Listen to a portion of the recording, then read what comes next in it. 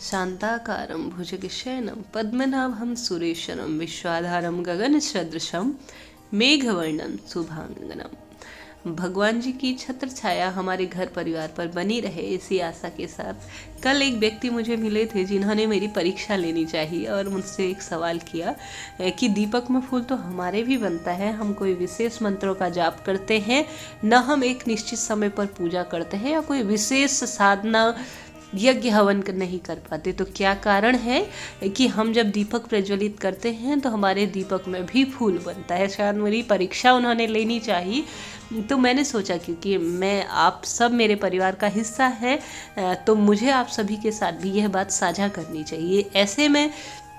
जब पूजा साधना करते हैं या हम कहते हैं कि दीपक में फूल बनने का अर्थ यह होता है कि अब भगवान जो है हमें काफ़ी शुभ संकेत दे रहे हैं, कहीं ना कहीं हमारी पूजा का फल हमें मिल रहा है। ऐसे में जो व्यक्ति निश्चित समय, निश्चित विधि विधान या अन्य तरह के एक विशेष साधना, पूजा इत्यादि नहीं कर पाते, तो उनके दीपक में भी क्यों फूल बन रहा है? सबसे पहले इसका कारण देर न करते हुए आप सभी को बताना चाहूँगी कि ईश्वर हमें चुनते हैं अपनी किसी खास कार्य के लिए, न कि हम ईश्वर को चुनते हैं अपने लिए। जो बल्कि ईश्वर जो है किसी कर्म के लिए व्यक्ति का चुनाव करते हैं, वह संकेत इत्यादि हो सकते हैं, या यह हो सकता है कि आप जो है विशिष्ट प्राणी के रूप में ईश्वर को आपके जो सूक्ष्म गुण हैं वह दिख रहे हो। आप हो सकता है किसी खास कारण से पूजन पाठन जो है एक निश्चित समय पर न कर पाते हो, परंतु मात्र देवताओं पितरों का स्मरण कर लेने से वह काफ़ी प्रसन्न हो जाते हैं। ऐसे में ईश्वर जो है आप सभी को फूल बनाकर प्रेरित कर रहे हैं पूजा पाठ साधना इत्यादि के लिए। आप जो है किसी नियम से बंधे नहीं रह सकते, परंतु छोटा सा ही सही रोज दीपक जला दीजिए और उनका स्मरण कर लीजिए। ईश्वर जो है आपको चुन रहे हैं, क्यों चुन रहे हैं यह ईश्वर की माया है और वह जाने, परंतु वह दीपक में फूल बनाकर आपको संकेत तो दे रहे हैं कि आपको भगवान की भक्ति की तरफ कहीं ना कहीं अग्रसर होना चाहिए। इसके बाद जो है यह कहा जाता है दूसरे नंबर पर, परिवार में कोई भी पूजा पाठ कर रहा है तो उसका फल या संकेत जो है परिवार में समस्त सदस्यों को मिलता है। कहने का अर्थ है पूजा पाठ अगर एक व्यक्ति कर रहा है तो इसका फल किस रूप में मिलेगा, कैसे मिलेगा, यह ईश्वर जाने। और वह संकेत जो है आपके परिवार में, आप कहीं दूर रहते हो, कोई व्यक्ति आपके लिए पूजा पाठ कर रहा है, जैसे मम्मी लोग होते ही हैं हमारे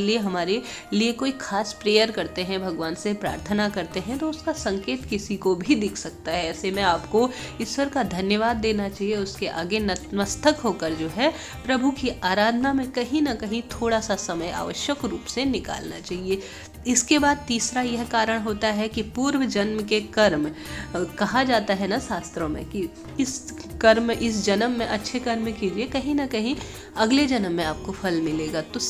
यही इसका अर्थ होता है कि पिछले जन्म में कुछ ना कुछ जो है आपने कुछ सुकर्म किए होंगे, कोई साधना, कोई विशेष आप भगवान के दूत रहे हो, या कोई भी कारण हो सकता है, इस जन्म में उसका फल मिलता है। तो वह संकेत न किसी माध्यम से ईश्वर जो है देते हैं। इसके बाद जो है आपका सच्चा भाव, सच्चा मन, जिस भी तरह से आप पूजा पाठ कर रहे हो, किसी की मदद कर देते हैं, किसी जानवर को आप विशेष रूप से कुछ भी इस तरह से जो है आप विशेष जो है श्रद्धा भावना, मंदिर में आरती करना ये और पाठ करना, यही जो है कर्म या श्रेष्ठ कर्म या पूजा में नहीं आता। पूजा में यह भी आता है किसी की मानवता की सेवा करना, किसी जीव जंतु को आप रोते बिलखते हुए नहीं देख सकते। कई आजकल के युवा जन जो होते हैं वह विशेष पूजा की तरफ, हालांकि बहुत लोग जो है अग्रसर हैं, परंतु जो खास युवा होते हैं जो विशिष्ट पूजा या इत्यादि नहीं कर पाते, परंतु वह मानव सेवा, हर एक मनुष्य के अंदर वह ईश्वर का वास देखते हैं। ऐसे में आप वह व्यक्ति हो सकते हैं जो किसी की आंखों में आंसू नहीं आने देना चाहते, या उन्हें आंसू देखते हुए भी आप जो है बहुत अधिक पीड़ित या मन ही मन जो है बहुत अधिक इस तरह से हो जाते हैं कि मैं कैसे इसकी मदद करूं। अपने माता पिता का आप दुख दर्द नहीं देख पाते, आप जो है अपने दादा दादी, आपके पूर्व जो भी आप जिनकी सेवा के लिए तत्पर रहते हैं, आपके ऑफिस में कोई भी हो सकते हैं, उनके लिए आप उनकी मदद करने के लिए तैयार हो सकते हैं, तो ईश्वर उसका फल जो है पूजा के माध्यम से या आपकी किसी न किसी तरह से मदद करके आवश्यक रूप से देता है। तो इसी कारण से जो है दीपक में फूल बनता है। यह नहीं है कि बहुत अधिक जो है पूजा पाठ में लीन हो जाना है, यही जो है विशेष आराधना नहीं होती। मानवता की सेवा या अन्य माध्यमों से आप ईश्वर को प्रसन्न कर रहे हैं, इसी कारण से जो है आपके दीपक में फूल बन रहा है। यह नहीं है कि विशेष आडंबर करने की आवश्यकता है। घंटों तक कई लोग जो होते हैं वह ईश्वर की विशेष आराधना करते हैं, खूब मंत्रों का जाप करते हैं, हवन करते हैं, वहीं दूसरी तरफ